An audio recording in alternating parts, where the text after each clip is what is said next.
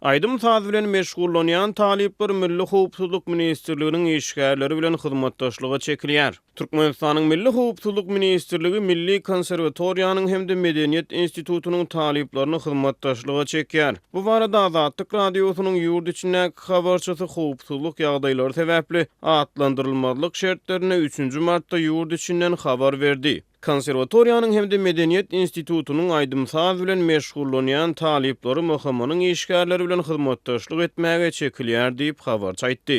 Bu okuwjy aýlarda bilim alýan aýdymçy sazanlar, gyýdy oglanlar, toý märekeleri, adamlaryň üýşýän çärelerine gatnaşýarlar we bu ýagdaý habarçynyň maglumatlaryna görä MHM-niň işgärleri üçin halkyň hal ahwalyny we pikir garaýşlaryny bilmäge pursat berýär. Mundan ozal 23 ýanwarda Azatlyk Radiosynyň habarçylary Lewap vilayatyna güýje daralarynyň öňkü eşekeşleri we tenfiwdatyny edýän aýal gyýlary şugulçylygy çekýänlikleri barada habar beripdi. Milli Howpsuzlyk ministrligi we polisiýa olary halkyň arasyna şugul hökmüne ulanýar diýip habarçy anonim şertde gurrundaş bolan Lewaply bir polisiýa işgäriniň sözlerine salgylanyp habar beripdi. Onuň maglumatlaryna görä howpsuzlyk edaralary şugullary Lewapda daşary ýurtlarda işleýän raýatlaryň Türkmenistanyň dogan garandaşlaryny hemde halk içinde pikir garaýyş beýan etmekde aktivlik görkezýän raýatlary ýydarlamakda ulanýar. Hukuk toparlarynyň halkara hasabatlaryna da aýdylşy ýaly Türkmenistanyň häkimetler raýatlaryň hereket hemde maglumat giňişligini berk çäklendirýär.